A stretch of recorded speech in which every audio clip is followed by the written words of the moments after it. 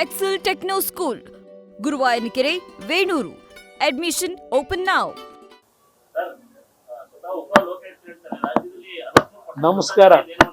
ನಮಸ್ಕಾರ ಲೋಕಾಯುಕ್ತರಿಗೆ ಉಪಲೋಕಾಯುಕ್ತರಿಗೆ at least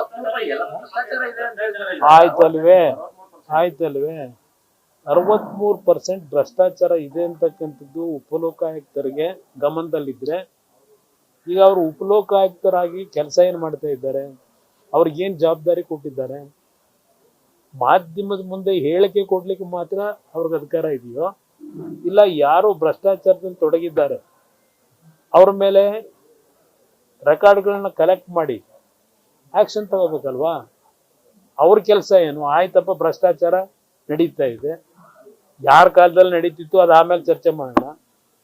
but ಅದಕ್ಕೆ ಈಗ ಅದು ಗೊತ್ತಿದ್ದು ಉಪಲೋಕಾಯುಕ್ತ ಅವರು ಬರೀ ಹೇಳಿಕೆಗೆ ಸೀಮಿತ ಮಾಡಿದ್ರೆ ಉಪಯೋಗ ಏನಾಯ್ತು ಗೊತ್ತಿಲ್ಲಪ್ಪ. ಅದ್ ಅವ್ರು ಕೇಳ್ಬೇಕು, ನನಗೇನು ಗೊತ್ತು? ನನ್ನ ಹತ್ರ ಏನು ಮಾಹಿತಿ ಇಲ್ಲ.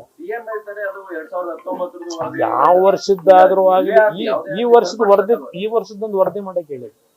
ಇವ್ರು ಬಂದ್ಮೇಲೆ 2.5 ವರ್ಷ ಇದೆಯಲ್ಲ ಅಧಿಕಾರ ನಡೆಸಿ, ಈಗ 3 ವರ್ಷ ಆಯ್ತಾ ಬಂತು, ಬರ್ತೀನಿ ಒಂದು 3 ತಿಂಗಳಿಗೆ.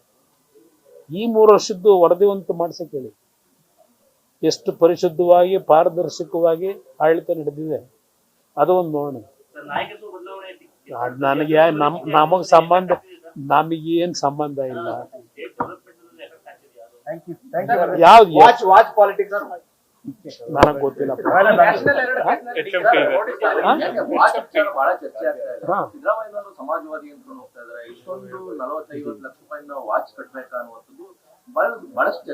ಒಂದು ನಿಮಿಷ ಬ್ರದರ್, ಅವ್ರು ಎಷ್ಟು ಲಕ್ಷದ ವಾಚ್ ಕಟ್ಟಿದ್ದಾರೆ ಅನ್ನೋದು ಮುಖ್ಯ ಅಲ್ಲ, ಆ ವಾಚನ್ನು ಯಾವ ರೀತಿ ತಗೊಂಡ್ರು ಅಂತಕ್ಕಂಥ ಮುಖ್ಯ ಅಲ್ಲ ಅಷ್ಟೇ.